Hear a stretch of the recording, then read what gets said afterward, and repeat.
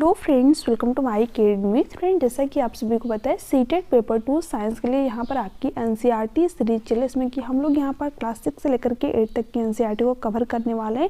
Class 6 की NCERT में आपके जो है 6 चैप्टर यहाँ पर कंप्लीट हो चुके हैं। आज के इस क्लास में हम लोग 7 चैप्टर को कवर करने वाले हैं। इसके पहले कि अगर आपने क्लासेस नहीं देखी हुई है तो चैनल के प्लेलिस्ट में जाइए, आपको वहाँ पर सभी क्लासेस अवेलेबल हो जाएंगी। ठीक है, अब देखिए जो क्लास 6 की एनसीईआरटी इसमें कुछ चैप्टर आपके और बचे हुए हैं, उसके बाद में आपकी क्लास 6 की एनसीईआरटी कंप्लीट हो जाएगी।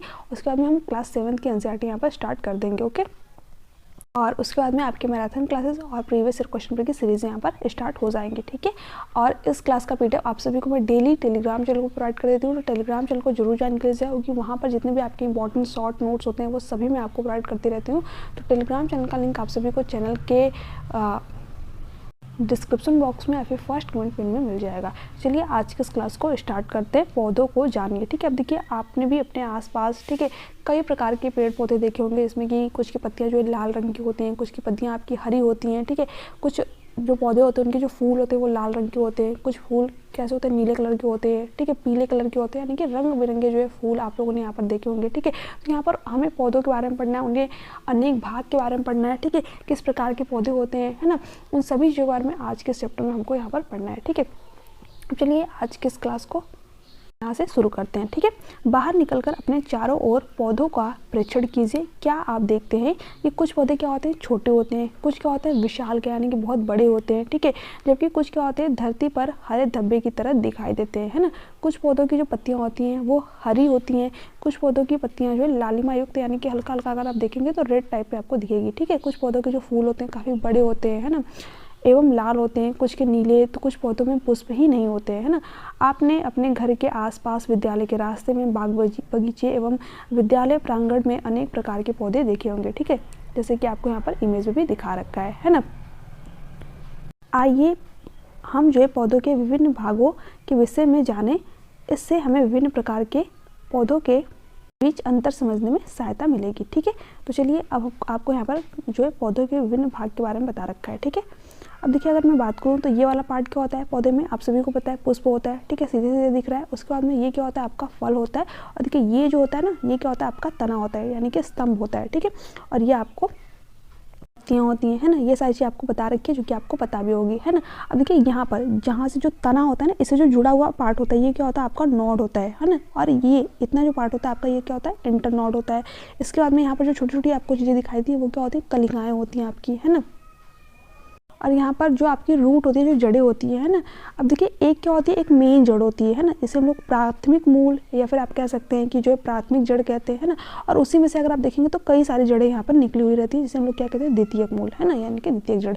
और इस जो है पूरे पार्ट को क्या कहते हैं मूल तंत्र, जहाँ से जो जड़ वाला पार्ट जो है शुरू होता है इसको क्या कहते हैं मूल तंत्र कहते हैं। ठीक है, और यहाँ पर ये जो आपका पूरा पार्ट होता है ना, इसे क्या कहते हैं परोह तंत्र। ठीक है, तो यहाँ पर कुछ चीज़ें आपको एनसीईआरटी में दे रखी है जो कि आपको पता होनी चाहिए। तो ये थे आपके पौधों के विभिन्न भाग, जिसको कि आप लोगों ने देखा भी होगा। ठीक है, या फिर आप जो है यहाँ पर जानते भी होंगे, बिल्कुल सिंपल सी चीज़ें हैं ना। कुछ चीज़ें थी जो कि आपको यहाँ पर नहीं पता होंगी, तो आप यहाँ से जो है देख सकते हैं इमेज में, मैंने सारी चीज़ें आपको यहाँ पर बता दी, है ना।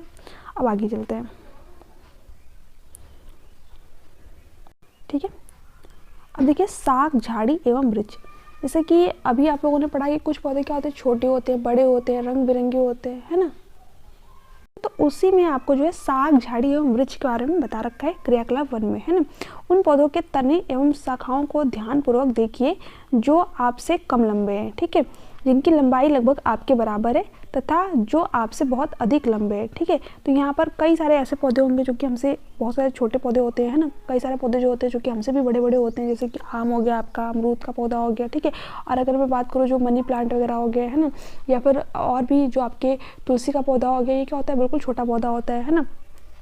तने को स्पर्श कीजिए तथा यह जानने के लिए तना कोमल है अथवा कठोर है, इससे धीरे से एक ओर मोड़ने का प्रयास कीजिए। ध्यान रखें कि वह टूटे नहीं। लंबे पौधों के तने की मोटाई मापने का प्रयास करें, जैसे कि अगर आम का पौधा हो गया या फिर आम का जो पेड़ होता है, ठीक है, अगर आप इसको मोड़ना चाहेंगे तो नहीं मोड़ पाएंगे। ठीक है, बट अगर मैं तुलसी की बात करूँ तो इसको आप हल्का सा मोड़ सकते हैं, क्योंकि फ्लेक्सिबल होता है इसका जो तना होता है। ठीक है, मैंने ये वाला पार्ट होता है ना कि ये वाला पार्ट क्या होता है आपका तना होता है ना। यहाँ पर आपने इमेज में देखा होगा। तो ऐसे जो मटर का भी पौधा होता है उसको अगर आप ऐसे हाथ से मोड़ना चाहेंगे तो मुड़ जाएगा, क्योंकि वो फ्लेक्सिबल होता है, ठीक है। उसका तना कोमल होता है, ज़्यादा कठोर नहीं होता। बट आम जो अमरूद हो गया आपका, इसके तने क्या होते हैं, काफ़ी कठोर होते हैं, जल्दी जो मुड़ेंगे ही नहीं, है ना। तो इसके बारे में आपको बता रखा है। अब चलिए हम लोग यहाँ पर देखते हैं, जैसे कि यहाँ पर भी कई सारे आपको पौधों के बारे में बता रखा है, ठीक है। इसको आप यहाँ पर देख सकते हैं कौन से जो है पौधे का तना कोमल होता है, ठीक है, कौन से का कठोर होता है, इसके बारे में आपको यहाँ पर बताना है, ठीक है। जैसे कि यहाँ पर टमाटर के बारे में बता रखा है, तो इसकी जो ऊंचाई होती है क्या होती है, काफ़ी छोटी होती है ना। आम का जो होता है पौधा वो आपका बहुत लंबा होता है। नींबू का क्या होता है, थोड़ा सा लंबा होता है, ठीक है। ये क्या होता है आपका हरा होता है, ठीक है, कोमल होता है ना। कि अगर मैं आम की बात करूँ तो इसका तना क्या होता है, काफ़ी मोटा होता है। तो इस तरीके से आपको यहाँ पर सारी चीज़ें बता रखी है, ठीक है। और जो टमाटर है किसके श्रेणी में आपका आ जाएगा, साग की श्रेणी में, ठीक है। और जो आम है ये आपका वृक्ष की श्रेणी में आ जाएगा, ठीक है। नींबू आपका क्या आ जाएगा, झाड़ी। तो इस तरीके से आपको यहाँ पर साग, वृक्ष और झाड़ी के बारे में आगे बता रखा है। चलिए अब हम लोग आगे देखते हैं। यहाँ पर इसके अलावा यहाँ पर आपको एक सुझाव भी दे रखा है कि अगर आप किसी भी पौधे पर प्रयोग वगैरह कर रहे हैं, मतलब जो क्लास 6 के बच्चे होते हैं बेसिकली उनके लिए, ठीक है, कि वो जो है अपना जो प्रयोग है 4 से 5 समूह में करें, ताकि पौधे को जो है कम नुकसान पहुँचे, कम क्षति पहुँचे, ठीक है। इसके अलावा यहाँ पर खरपतवार के बारे में बता रखा है कि कोमल तने वाले पौधों के अध्ययन के लिए खरपतवार का प्रयोग करें। क्या आप जानते हैं कि खरपतवार क्या है? खेतों में, बगीचे एवं गमलों में कुछ अनचाहे पौधे स्वतः ही उग जाते हैं। क्या आपने किसानों को इन खरपतवारों को खेतों से उखाड़ते हुए देखा? जैसे कि कई बार जो गमले में पौधे वगैरह लगाए जाते हैं तो उसमें भी खरपतवार उग जाते हैं, है ना। तो हम लोग क्या करते हैं, उसको हाथ से उखाड़ के फेंक देते हैं, है ना। तो वही क्या होता है, उसी बारे में यहाँ पर बता रखा था। अब चलिए ये आपका इंपॉर्टेंट पॉइंट है, साग, झाड़ी एवं वृक्ष, है ना। यहाँ से आपके एग्जाम में क्वेश्चन आते हैं। अब देखिए शाख हम जो है किसे कहते हैं, हरे एवं कोमल तने वाले पौधे क्या होते हैं, शाख होते हैं, ठीक है। ये सामान्यतः क्या होते हैं, छोटे होते हैं और अक्सर इनमें कई शाखाएं नहीं होती, जैसे कि आप यहाँ पर इस वाले इमेज में देख पा रहे होंगे। ये क्या है, आपका साग का एग्जाम्पल है, ठीक है। तो ये क्या होते हैं, छोटे होते हैं, ठीक है। पहली विशेषता क्या होती है इनकी, कि ये छोटे होते हैं, इनमें जो कई शाखाएं नहीं होती। साथ ही साथ जो इनका तना, ये वाला पार्ट क्या होता है, आपका तना होता है, ये क्या होता है, बहुत ही कोमल होता है, बहुत ही सॉफ्ट होता है, ठीक है। तो साग के बारे में ये पॉइंट आपको ध्यान रखना है, यहीं से आपके एग्जाम में डायरेक्ट क्वेश्चन बन जाता है, ठीक है। ठीक है, तो हम लोगों ने यहाँ पर साग के बारे में समझा। अब हम लोग देखेंगे झाड़ी, ठीक है।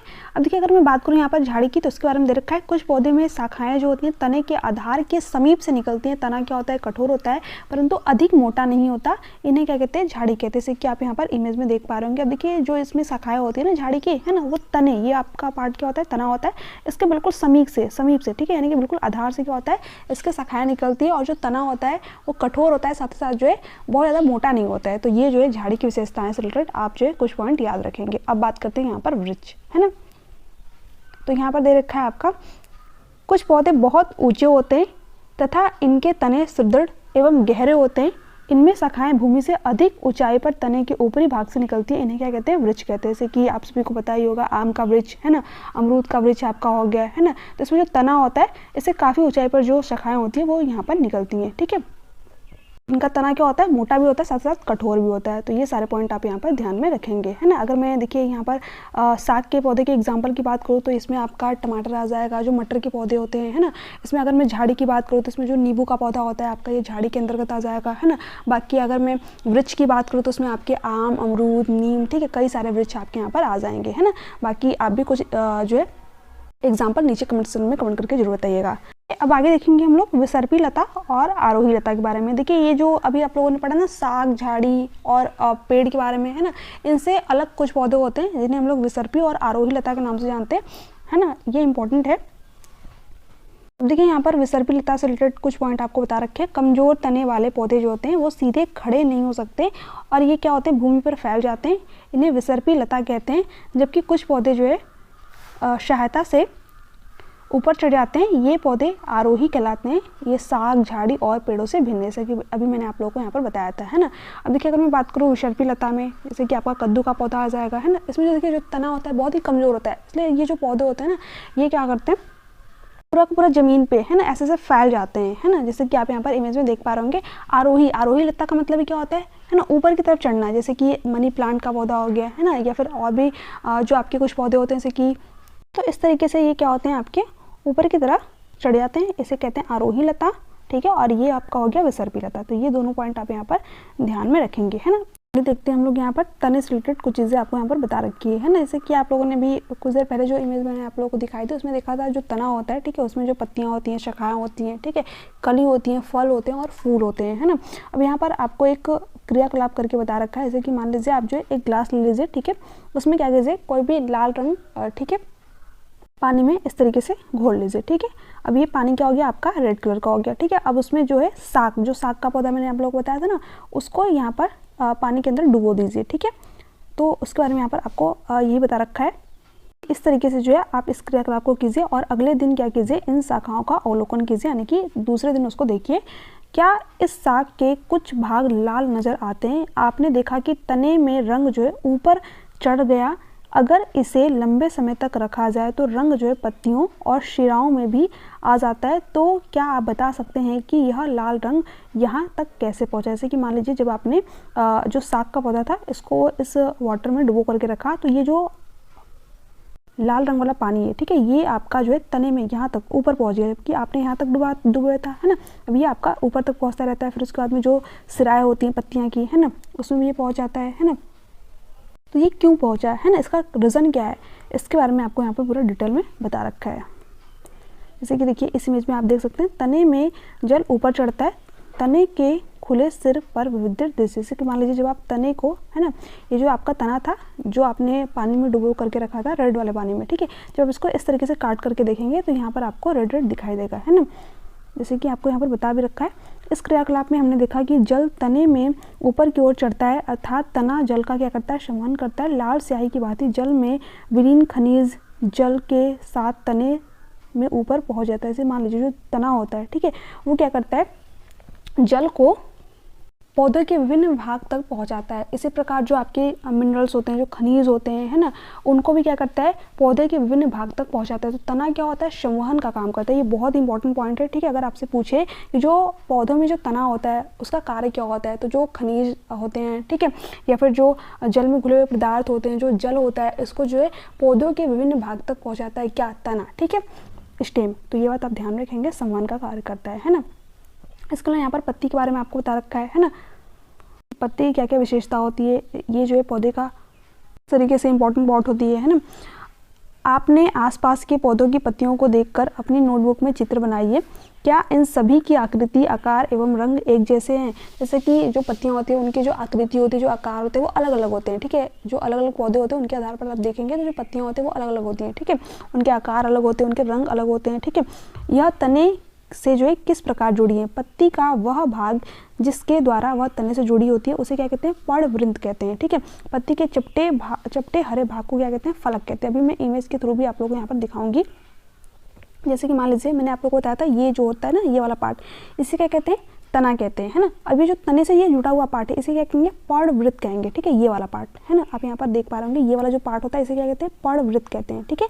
तो जो पत्ती का भाग जो कि तने से जुड़ा होता है उसे क्या कहते हैं, पर्णवृत्त कहते हैं, ठीक है। और ये जो होता है आपका, इसे क्या बोलते हैं, पटल कहते हैं, है ना, या फिर फलक कह लीजिए, ठीक है। फलक या फिर पटल बात एक ही है। ये जो आपका हरा चपटा वाला भाग होता है, ठीक है, इस तरीके से।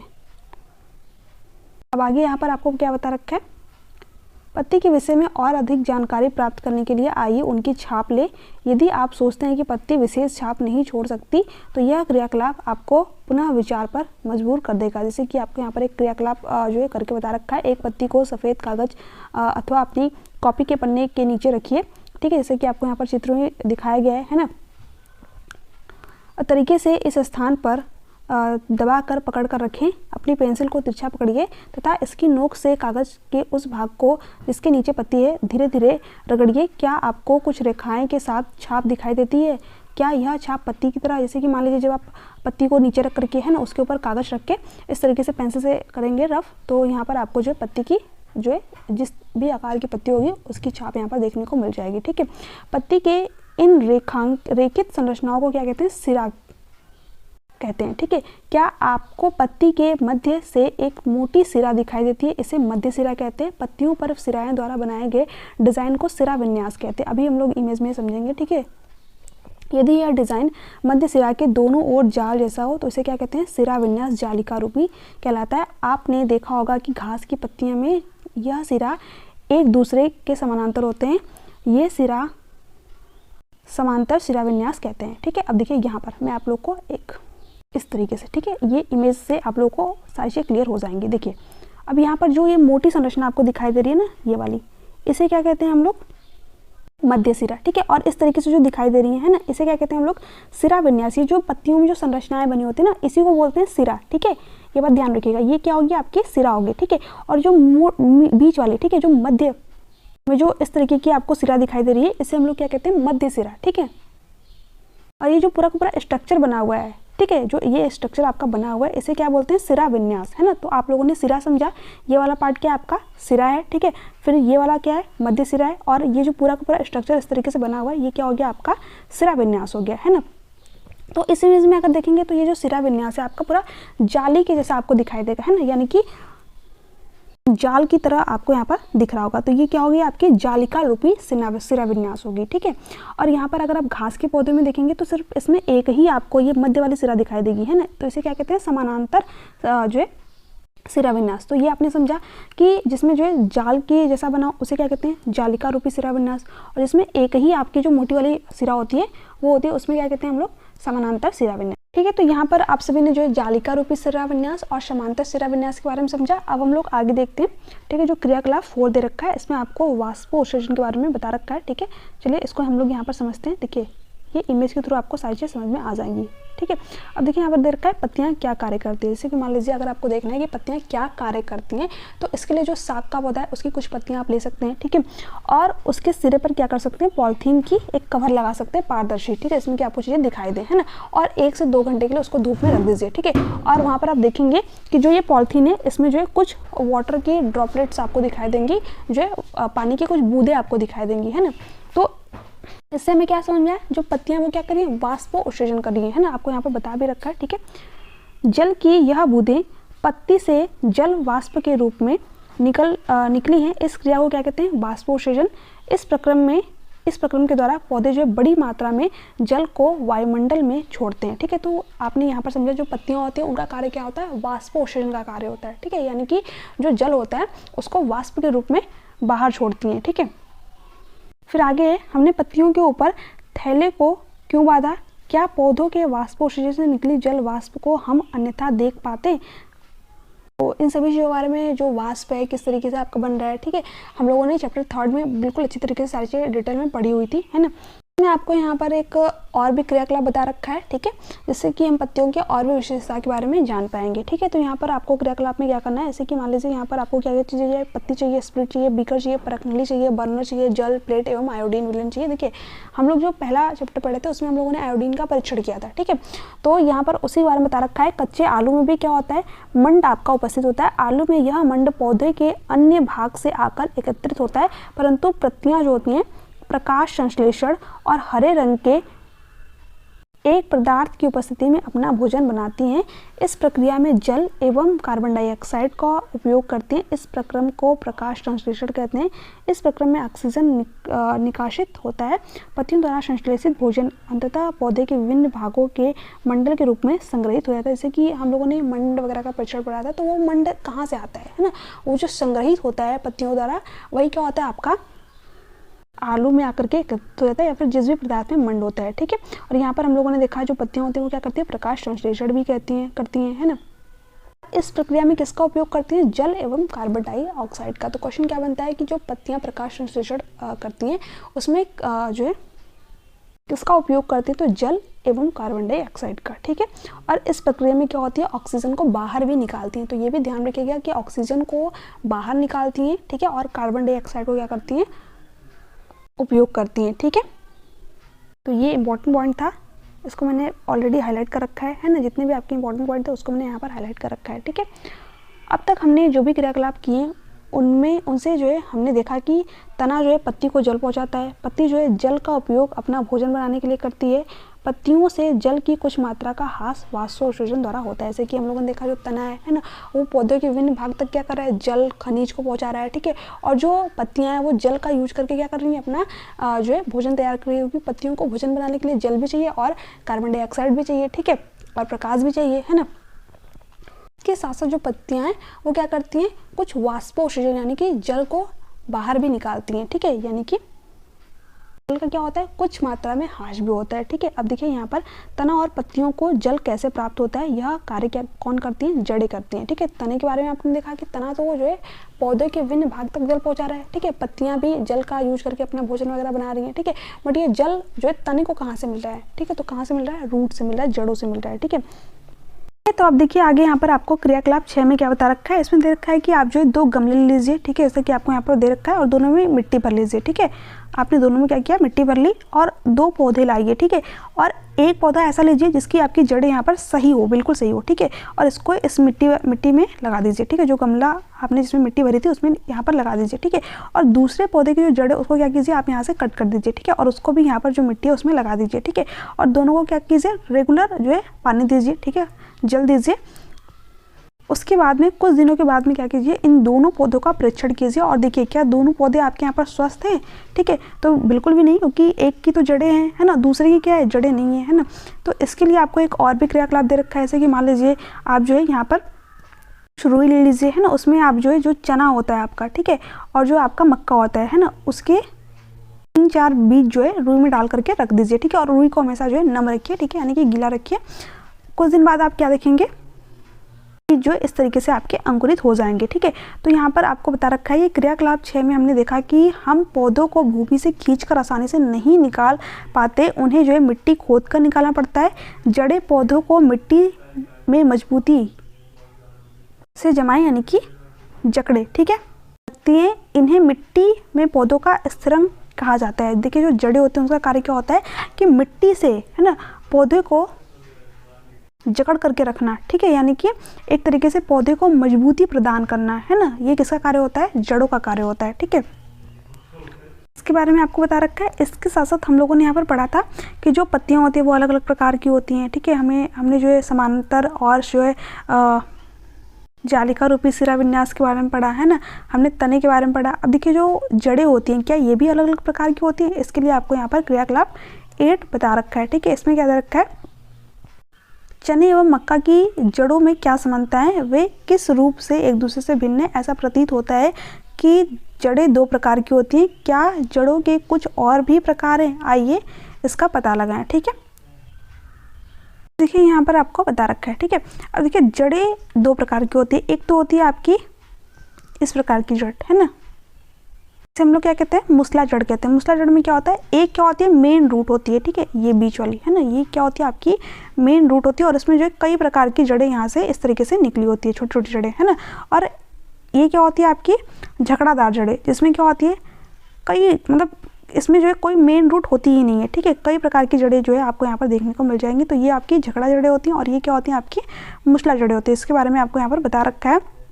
जिन पौधों की जड़ें चित्र ए, जैसे कि अभी आप लोगों ने देखा है ना, उनकी क्या होती है, मुख्य जड़ को मुसला जड़ कहते हैं, तथा छोटी जड़ों को क्या कहते हैं, पार्श्व जड़ कहते हैं। जैसे कि अभी मैंने आप लोगों को बताया कि ये जो होता है आपका जड़, है ना, इसमें क्या होती है, जो मुसला जड़ें होती है इसमें एक मेन रूट होती है, और जो छोटी छोटी जड़ें होती हैं इसको क्या कहते हैं, पार्श्व जड़। ठीक है, तो ये आपकी मुसला जड़ का एग्जाम्पल है ना, जिसमें कि एक मेन रूट होती है। जिन पौधों की जड़ें बी के समान होती हैं उनमें कोई मुख्य जड़ नहीं होती, सभी जड़ें एक समान दिखाई देती है, इन्हें क्या कहते हैं, झगड़ा जड़ें या फिर रेशेदार जड़ें, जैसे कि आप यहाँ पर देख रहे होंगे, है ना। अगर आप देखेंगे तो इसमें जो सभी जड़ें होती हैं वो क्या होती हैं, एक ही जैसे दिखाई दे रहे होंगे आपको, है ना। तो ये किसका एग्जाम्पल है, झगड़ादार जड़ें या फिर रेशेदार जड़ें, इसी को कहते हैं, है ना। देखिए एक और भी आपका यहाँ पर इम्पोर्टेंट पॉइंट है, ध्यान रखिएगा। देखिए जिस भी पौधे की, है ना, जालिका रूपी संरचना होगी, यानी कि जैसे कि मैंने आप लोग को बताया ना, जो जालिका रूपी संरचना वाले पौधे होते हैं इसमें कि आपके जो है इस तरीके से सिरा विन्यास, यानी कि एक जाली रूप में जो है आपको सिरा विन्यास देखने को मिलता है, उनकी जड़ें कैसी होती हैं, आपकी मुसला जड़ें होती हैं। ठीक है, ध्यान रखिएगा। जो जालिका रूपी जिन भी पौधों की पत्तियां होती हैं, ठीक है, जिन पे जालिका रूपी सिरा विन्यास होता है, उनकी जो जड़ें होती हैं वो कैसी होती हैं, मुसला होती हैं। ठीक है, यानी कि एक मेन रूट होती है और उसमें जो कई सारे रूट आपको इस तरीके से देखने को मिलती है। ठीक है, और जिनकी जो जड़ें होती हैं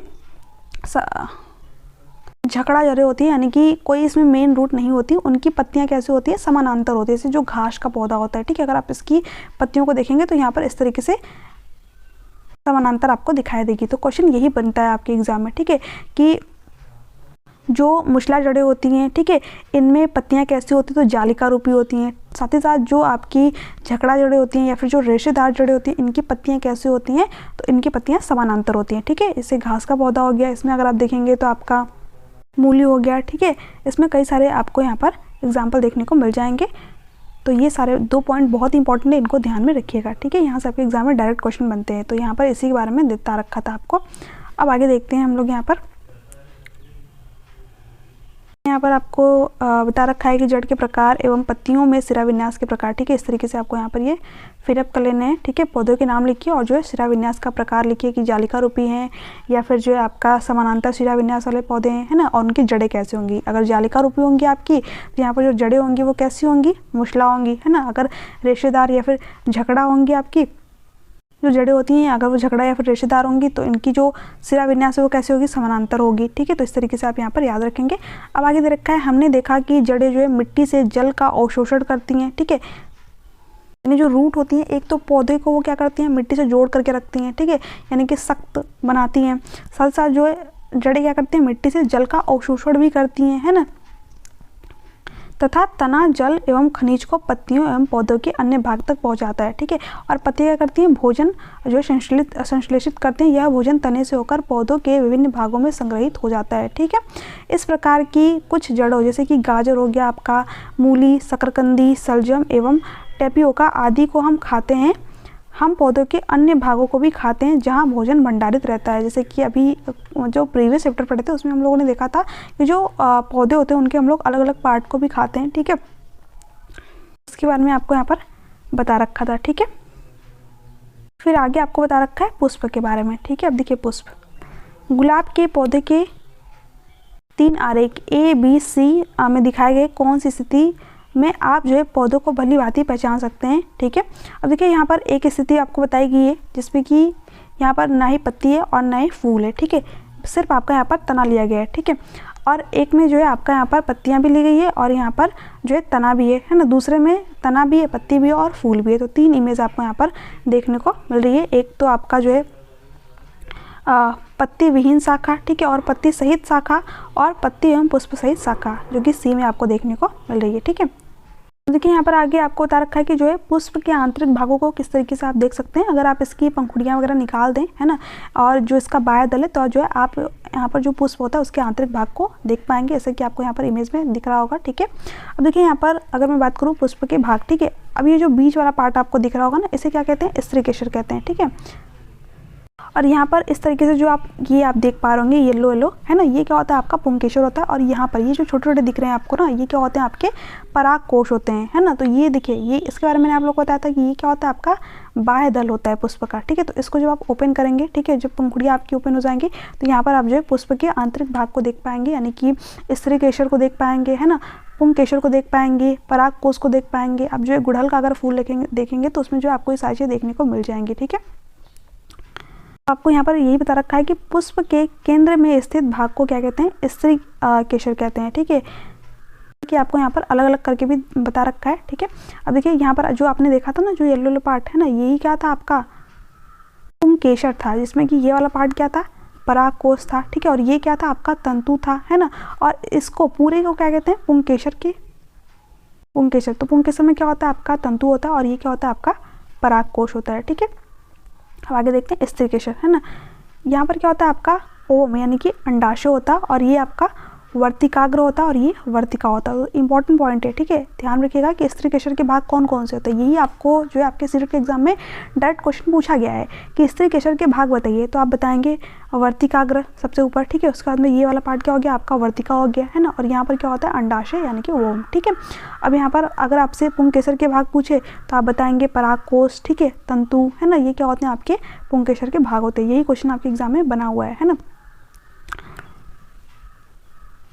तो आप लोगों ने यहाँ पर स्त्री केशर के भाग देखे, है ना। अब यहाँ पर जो अंडाशय उसके बारे में बता रखा है कि अब एक पुष्प के अंडाशय की संरचना का अध्ययन करें। यह स्त्री केशर का सबसे निचला एवं फूला हुआ भाग है। इसकी आंतरिक संरचना के अध्ययन के लिए इसे काटना पड़ता है, यह जानने के लिए कि अंडाशय को किस प्रकार से काटा है। चित्र A और B में देखिए, ठीक है। अब देखिए यहाँ पर अगर अंडाशय को देखेंगे तो 2 तरीके से आप इसको कट कर सकते हैं, ठीक है। एक तो इस तरीके से, ठीक है, और इस तरीके से दूसरा, है ना, कि अनुदैर्ध्य और अनुप्रस्थ, है ना। अब देखिए अगर आप इसको कट करेंगे तो यहाँ पर आपको क्या देखने को मिलेगा, है ना। जब आपने अनुदैर्ध्य कट किया, है ना, तो इस तरीके से आपको यहाँ पर बीजांड देखने को मिलेंगे, है ना। ये आपका अनुप्रस्थ था, यहाँ पर भी क्या आपको बीजांड देखने को मिल रहे हैं, है ना। तो जब आपने अनुपस्थित कट किया तो ये आपको उतनी सही तरीके से देखने को नहीं मिल पा रहे होंगे, है ना। तो इसलिए यहाँ पर इस तरीके से भी कट करना पड़ेगा ताकि आपको ये सारे जो बीजांड है वो देखने को आपको मिल पाए। तो यहाँ से अगर आपसे क्वेश्चन बने कि अंडाशय में क्या होता है, ठीक है, ये जो फूला हुआ भाग होता है इस तरीके से में, इसको क्या बोलते हैं, अंडाशय, ठीक है। और अंडाशय को अगर आप कट करेंगे तो इसके अंदर क्या होते हैं, आपके बीजांड होते हैं, ठीक है। तो ये क्वेश्चन बहुत इंपॉर्टेंट है, ठीक है, क्वेश्चन आपके एग्जाम में बन सकता है ना। अब देखिए यहाँ पर क्या दे रखा है, अंडाशय की काट को सूखने से बचाने के लिए प्रत्येक कट सेक्शन पर जो है जल की बूंद रखिए। आवर्धक लेंस की सहायता से अंडाशय की आंतरिक संरचना का अध्ययन कीजिए, ठीक है। अंडाशय में छोटी छोटी गोल संरचनाएं दिखाई देती है, इसे क्या कहते हैं, बीजांड कहते हैं। तो इसके बारे में आप सभी ने यहाँ पर पढ़ा है ना। फिर आगे देखते हैं, क्या सभी फूलों में बाह्य दल, पंखुड़ी, पुंकेसर एवं स्त्रीकेसर पाए जाते हैं। क्या पुष्प ऐसे भी हैं जिनमें उपयुक्त पुष्पांगों में से कोई भाग नहीं पाया जाता। क्या किसी फूल में इनसे अलग भाग भी मिलते हैं। बिल्कुल ऐसा हो सकता है, ठीक है, कई सारे ऐसे पुष्प होते हैं। क्या आपने ऐसे पुष्प भी देखे हैं जिनमें जो है बाह्य दल और पंखुड़ियाँ समान दिखते हैं, है ना। कई सारे ऐसे भी पुष्प होते हैं आपके। क्या कोई ऐसा पुष्प भी है जिनमें बाह्य दलों की जो संख्या होती है और पंखुड़ियों की जो संख्या होती है वो असमान होती है, ठीक है।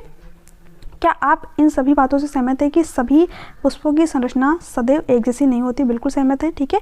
विभिन्न पुष्पों में बाह्य दल, पंखुड़ियाँ, पुंकेसर एवं स्त्रीकेसर की संख्या में अंतर हो सकता है। कुछ पुष्पों में इनमें से कुछ भाग अनुपस्थित भी हो सकता है, ठीक है। सारी चीज़ आपको यहाँ पर बता रखी हैं। आपने पत्ती, तना एवं जड़ के लक्षण एवं कुछ कार्यों के विषय में पढ़ा। हमने विभिन्न पुष्पों की संरचना का भी अध्ययन किया। आप पुष्पों के कार्यों के विषय में अगली कक्षाओं में पढ़ेंगे। हम फलों के विषय में भी अगली कक्षाओं में पढ़ेंगे। देखिए जो क्लास 6 की एनसीईआरटी में बिल्कुल बेसिक से चीज़ें आपको बता रखी हैं। हालांकि जो क्लास 7 और 8 की एनसीईआरटी है उसमें पूरा डिटेल में और भी चीज़ें आपको यहाँ पर इसी चैप्टर से रिलेटेड पढ़नी है, ठीक है। तो यहाँ पर सिर्फ आपको पौधों के बारे में बताया था, पौधों के जो तने होते हैं, ठीक है, जो पत्तियाँ होती हैं उनका कार्य क्या होता है, जो जड़ें होती हैं उनका कार्य क्या होता है। इसके अलावा जो पौधे होते हैं ना, जैसे कि हम लोगों ने यहाँ पर साग के बारे में पढ़ा, झाड़ी के बारे में पढ़ा, वृक्ष के बारे में पढ़ा, आरोही लता, विसर्पी लता, इन सभी चीज़ों के बारे में पढ़ा, ठीक है। फिर यहाँ पर जो पुष्प होते हैं, ठीक है, उनमें क्या क्या चीज़ें होती हैं, पुंकेसर, स्त्रीकेसर, इन सभी चीज़ों के बारे में हम लोगों ने यहाँ पर पढ़ा, ठीक है। तो हम लोग देख लेते हैं यहाँ पर प्रमुख शब्द। तो हम लोगों ने यहाँ पर क्या क्या पढ़ा, आरोही, संवहन, विसर्पी लता, रेशेदार जड़, है ना, साग, पार्श्व जड़, है ना, जो रेशेदार जड़ें थी आपकी, इसके बारे में हम लोगों ने पढ़ा। फिर हम लोगों ने मूसला जड़ों के बारे में पढ़ा। देखिए कंफ्यूज मत हो गया, रेशेदार जड़ें या फिर जो आपकी झकड़ा जड़ें हैं, है ना, वो सेम ही बात है ना। तो मूसला जड़ें क्या होती हैं, जिसमें कि एक ही मेन रूट होती है, ठीक है, और इसमें जो छोटी छोटी जड़ें होती हैं ना, इसी को पार्श्व जड़ यहाँ पर ये कह रहा है, ठीक है। मध्य सिरा के बारे में हम लोगों ने पढ़ा, जो पत्तियाँ होता है उसके बीच में जो आपको बताया था मैंने, जो सिरा होती है उसे क्या कहते हैं, मध्य सिरा, ठीक है। सिरा विन्यास के बारे में पढ़ा, जो पत्तियों की संरचना होती है। बीजांड के बारे में पढ़ा, जो आपके अंडाशय होता है उसके अंदर जो आपके बीज होते हैं, है ना, उसी को क्या कहते हैं, बीजांड। समांतर सिरा विन्यास के बारे में पढ़ा। पंखुड़ियों के बारे में हम लोगों ने पढ़ा यहाँ पर, ठीक है। फिर उसके बाद में पड़वृंत, जो आपका इस तरीके से जो पत्ती थी ना, उसका ये वाला पार्ट था, है ना, उसे क्या कहते थे, जो तने से जुड़ा था, है ना, उसे क्या कहते थे, पड़वृंत, है ना। प्रकाश संश्लेषण के बारे में हम लोगों ने पढ़ा। स्त्रीकेसर के बारे में पढ़ा। जालिका रूपी सिरा विन्यास के बारे में पढ़ा। बाह्य दल, झाड़ी, पुंकेसर, मूसला जड़, वाष्पोत्सर्जन, है ना। उसके बाद में वृक्ष और सिरा। तो इन सभी पॉइंटों को हमने यहाँ पर डिस्कस किया। ऐसा एक भी पॉइंट नहीं है जिसको कि हमने यहाँ पर डिस्कस नहीं किया हो, ठीक है। संवहन के बारे में हम लोगों ने यहाँ पर पढ़ा था, ठीक है। तो ये सारे पॉइंट हमने यहाँ पर ऑलरेडी डिस्कस कर चुके हैं। हालांकि आपके जो है सारे पॉइंट यहाँ से क्लियर हो गए होंगे, है ना। अब देख लेते हैं हम लोग यहाँ पर सारांश, है ना। सारांश इंपॉर्टेंट है, यहाँ से आपके एग्जाम में डायरेक्ट क्वेश्चन बनते हैं। सामान्यतः जो है पौधों का वर्गीकरण उनकी ऊंचाई, तने एवं शाखा के आधार पर साग, झाड़ी एवं वृक्ष में किया जाता है।